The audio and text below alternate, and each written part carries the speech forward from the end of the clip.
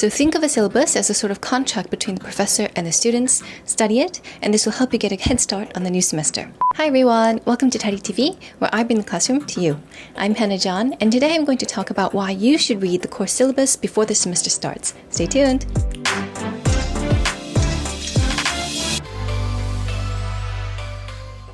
So last week on my Instagram story, I shared that I had uploaded my course syllabus for 2 of my courses, which I'll be teaching in the fall, both financial accounting and advanced topics in international business. Both of these classes are a bit different, especially in terms of learning objectives, class format, and evaluation. And so I'm making sure, or I'm hoping that my students will be looking at the course syllabus and studying it before the semester starts.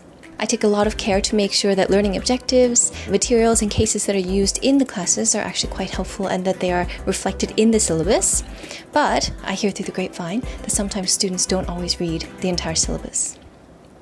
Or at all. I'm sure you've seen some of these memes floating around on the internet, and I hope that's not you. But actually, the course syllabus is really critical when it comes to me preparing for the class, but also in terms of shaping expectations for you before you take them. So coming from the perspective of someone who actually creates a course syllabus for my courses, I wanted to share some things that you should definitely study and highlight before you start the semester. The very first thing, of course, and you'll probably find this at the top of your syllabus, is contact information. Especially in the graduate school environment, interaction between faculty and students is actually one of the biggest parts and benefits of graduate school.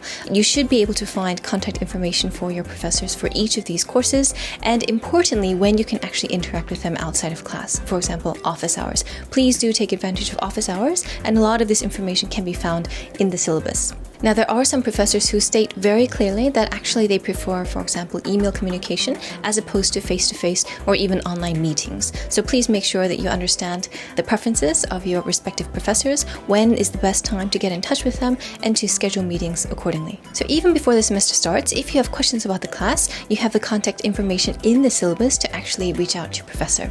I will provide a hint here. Please don't ask a question about something that can be answered directly from the syllabus. Don't do that. The second major area I would highlight would be learning objectives. What are you actually supposed to learn as a result of taking this course? What concepts and themes and issues should you have become familiar with and mastered by the end of the semester?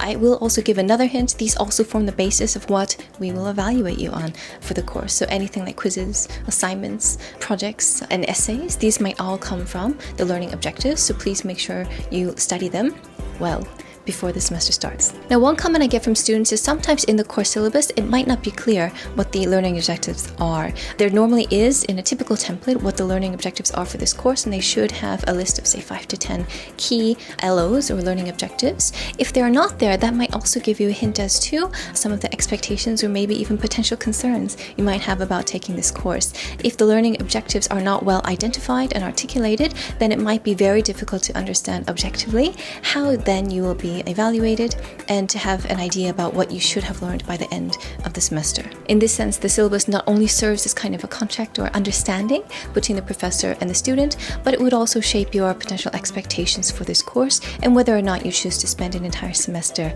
invested in it. The third item I would definitely check is the course format, and I think this is much more relevant, especially in the kind of post-COVID era, and the reason being a lot of classes have switched to an online format or a blended format, and so you might see remnants of this in the class. Please make sure you know whether it's offline or online. Hopefully these will be well articulated in the syllabus. You should also check whether this is more lecture-based or discussion-based. You'll find a lot more lecture-based courses for, say, foundational courses or prerequisites, theory and practice courses in our department, and more discussion-based courses or maybe even writing-intensive courses for our more advanced courses. So a lot of these, again, should help put you in the right frame of mind before you actually take the course. And last but not least, of course, please take a look at evaluation. And this evaluation criteria is what forms the objective standards for which you will be evaluated.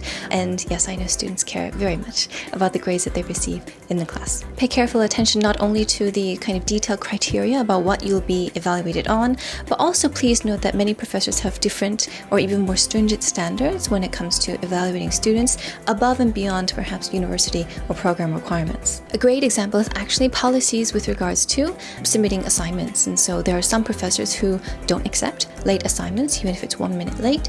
And there are some who are willing to accept late assignments up to a certain point. Of course, normally this is accompanied by a deduction in the grade. But please do make sure that you check this before the semester starts so that you have a very clear idea about the expectations and standards of each professor.